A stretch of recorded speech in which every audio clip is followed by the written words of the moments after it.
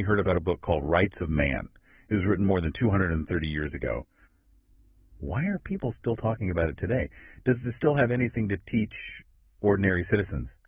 It absolutely does. See, if we look at the author Thomas Paine, he wrote this in 1791 and 1792. Right. And basically the core mission of this book was defending this very radical idea at the time that governments exist strictly for the people, not the other way around. Which, I mean, sounds completely obvious to us today, sitting here having our chai. Exactly. It's just common sense now. But back then, it was treason. And, just to set the scene for you, the listener, imagine an 18-year-old boy. Legally, he can't sign a binding business contract. Right. He wouldn't be allowed to manage a tiny plot of agricultural land because the law says he's a minor, incapable of making serious decisions. Yeah, legally just a child. But under the system Thomas Paine was fighting, that exact same boy could be handed unquestioned authority over millions of lives. He could control the national treasury, the military, the destiny of crores of people, just because of the family he was born into. It's a stunning contradiction when you frame it like that. And that absurdity is really the engine driving Paine's arguments. And that's exactly what we want to unpack in this deep dive today. Our mission is to strip away all the dense academic jargon. We want to translate Paine's 18th century arguments into plain, everyday language to help you understand exactly what this text argued about the rights of the common man. Exactly. We are strictly explaining Paine's original ideas here. We'll use some familiar Indian examples to make it easy to grasp. But just to be clear, we are not updating his opinions or making any modern political commentary. We're just looking at the book. Purely the book. So to understand why his ideas were so revolutionary, we need to know what he was up against. What was Europe like in the late 1700s? Well, you have to imagine a world entirely dominated by monarchy and inherited power. The common man had virtually no voice.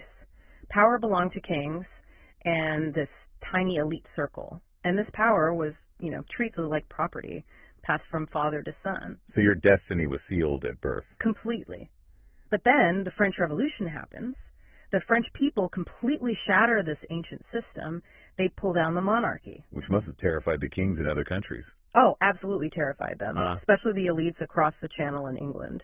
They were watching the foundations of their universe crumble. And this fear is basically the direct catalyst for Paine writing Rights of Man. Okay. So it was a response to something specific. Yes. An English parliamentarian named Edmund Burke, a very respected politician, he wrote this massive, furious, 400-page pamphlet attacking the French Revolution. 400 pages. That's a lot of anger. It was a very desperate attempt to build a philosophical wall to stop these democratic ideas from spreading to England. But Burke wasn't just some cartoon villain, right? I mean, he was arguing for stability. He thought society would tear itself apart without tradition. Right, that was his worldview. But to defend that stability, Burke made a very specific, almost bizarre legal argument. He claims the English people had absolutely no right to overthrow their government because of a historical precedent. Wait, a precedent? Like a previous law? Yeah, he pointed back to the English Revolution of 1688. Parliament had passed a declaration submitting themselves to the king. Oh, okay. And Burke emphasized a clause where Parliament said they submit themselves, their heirs, and their posterities to the end of time, to the king. Wait, to the end of time? So Burke was seriously arguing that a law passed 100 years earlier permanently deleted the rights of all future generations. That is exactly what he was arguing. How could educated people in the 1700s believe that? You're saying my ancestors signed a paper so my grandchildren are bound to this royal family forever. See, that was the prevailing logic of the era. Power belonged to the elites by tradition. The dead had already decided for the living. That's incredibly arrogant. How did Paine respond to that? Well, Paine completely rejected it. He said, this is a great quote, he wrote that governing beyond the grave is the most ridiculous and insolent of all tyrannies. Governing beyond the grave. I love that phrasing. It's brilliant. He argued that the living cannot be governed by the dead. Every generation must be free to act for itself. Because if a parliament from 1688 could bind people forever, they might as well pass a law making themselves immortal, right? Exactly. Paine points out the pure logical absurdity. You can't have an obligation between people who are dead and people who aren't even born yet. Government is for the living. Okay, but this brings up a big problem. If Paine completely throws out tradition, if rights don't come from old documents or kings, where do they actually come from? Right, he had to anchor them somewhere. And that brings us to his concept of natural rights. Right. Break that down for us. Paine says people are born with rights. They are not created by governments. They're definitely not gifts granted by kings. So they aren't favors handed out by the state. Not at all. He traces rights back to the very creation of man. Everyone is born equal in their natural rights simply because they are human beings. Just by taking a breath. Exactly.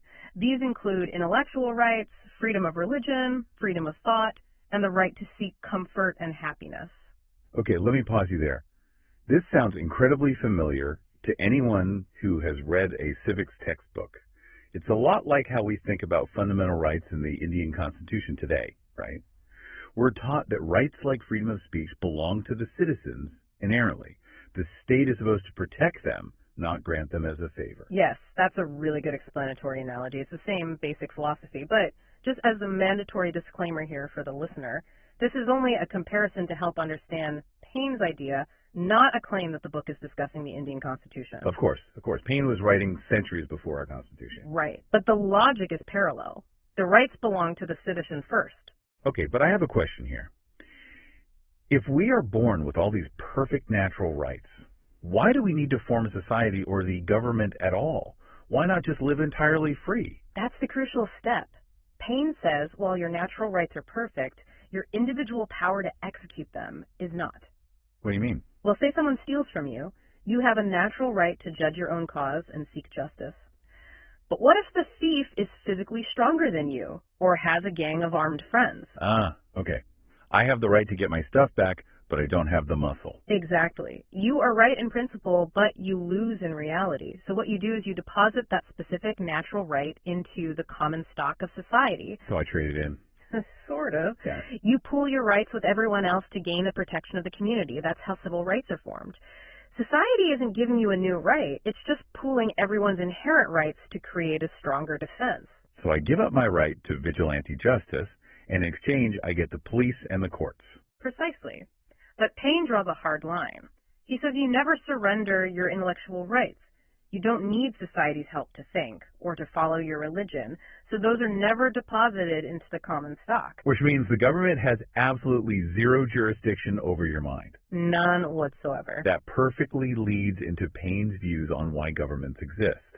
Because if we are naturally free and we only pool our rights for protection, then government is basically just a tool. That is exactly what he says. Government is just a tool we create for a specific job. But to prove how far governments have strayed from this, Paine identifies 3 ways governments historically started. Okay, let's hear them. The first is superstition. He calls this priestcraft. Yeah, manipulative men claiming they speak directly to God, using fear and the threat of the afterlife to control the ignorant. Okay, that's one, pure psychological manipulation. What's the second? Power. Basically conquest. A gang of armed men overruns a country, demands tribute, and over time, the leader calls himself a king. Paine points to William the Conqueror as the classic example. So a bandit rebrands himself as royalty. That's just organized crime. It really is. And the third origin, which Paine says is the only legitimate one, is reason. Reason? Meaning what? Meaning the common interest of society.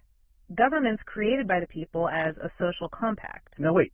Historically, a compact usually meant a deal between the king and the people. Right. Like, we pay taxes, you protect us. Right, but Paine completely destroys that idea. He says the compact is not between the people and a ruler. It's a compact among the individuals themselves to produce a government. Because you can't make a contract with the government before the government exists. Exactly. The people create the government.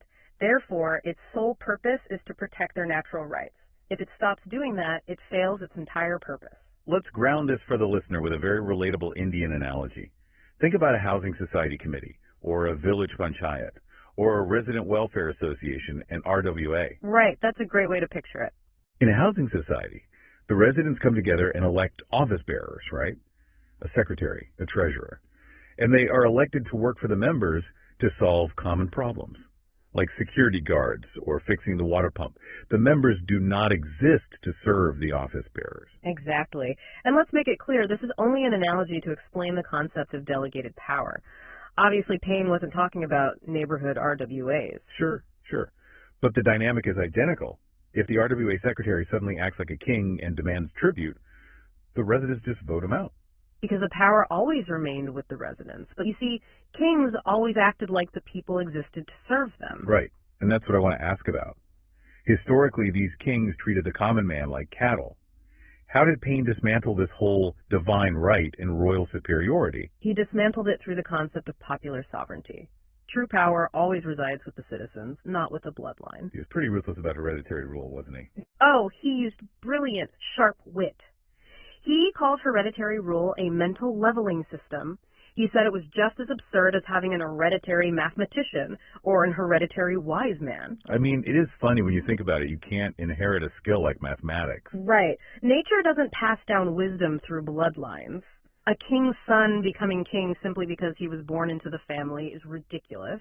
He might be an idiot, he might be a tyrant, or he might just be a literal child. Which goes back to that 18-year-old boy example. Exactly. Paine notes the absolute absurdity of the English system, where an 18-year-old boy could be trusted with a whole nation, even though legally he wouldn't be trusted to manage an acre of land or a flock of sheep. It's completely irrational.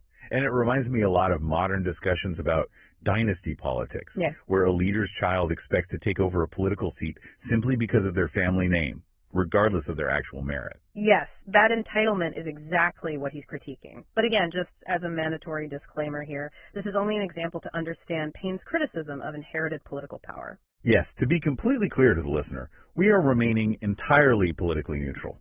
We aren't comparing political parties or mentioning any current politicians.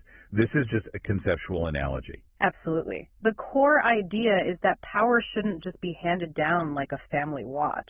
But if hereditary rule is so illogical, here's my question. Why did millions of people put up with it for centuries? How are they tricked into paying massive taxes to support these kings? That is the big question. Paine viewed the monarchy as essentially a massive scam. He called it a potpourri of government. What does that mean? Like a magic trick. It was theater kept up by courtiers to blind the public. Crowns, ceremonies, gold, all designed to make the common man feel small and awestruck. So they dazzle the public so they don't ask questions. Yes, but it gets darker. Paine said they used the excuse of wars and foreign threats to constantly raise taxes. Wars were just an excuse. According to Paine, yes.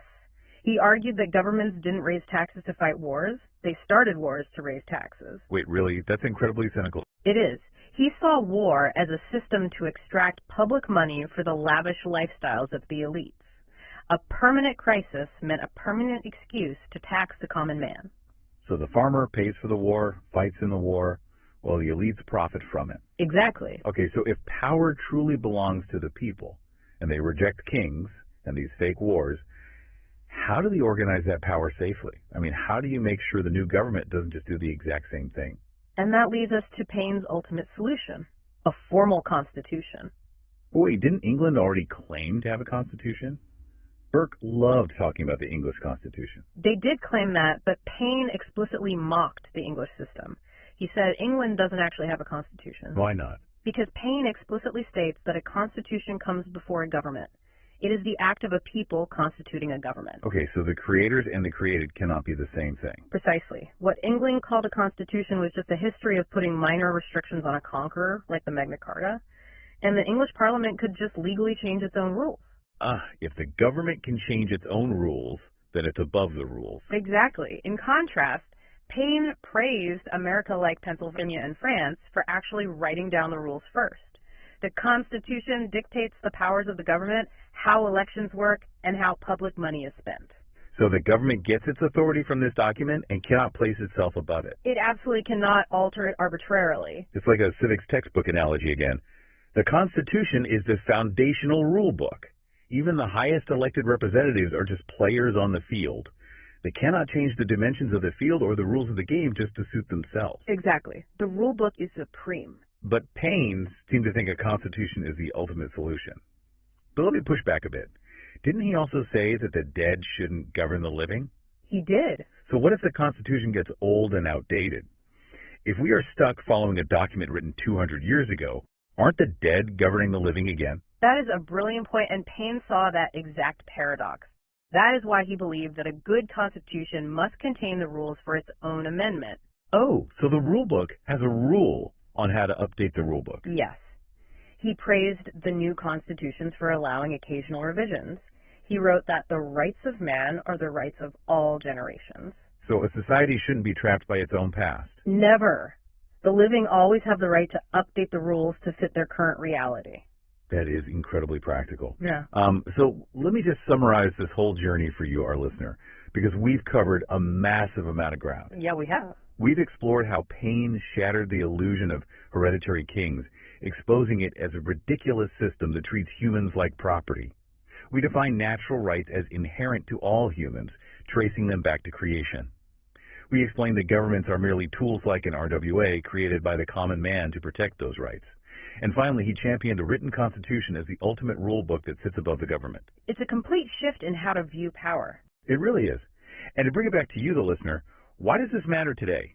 Next time you read the news or look at a civic textbook or hear about public money being spent, remember Paine's core lesson. Yeah. The government is merely an elected committee working for you, the citizen. Exactly. And I want to leave the listener with a final unmentioned nugget from the text to ponder over their chai. Oh, please do. Paine didn't just want individual countries to have constitutions. He envisioned a future where all of Europe might form one great republic. A united republic. Back in 1791. Yes. A world where the massive taxes wasted on armies and wars would be returned to the poor. A world where man could be free of the whole. Wow. It's a 230-year-old dream of a borderless, peaceful world. And honestly, it still challenges us today. It really does.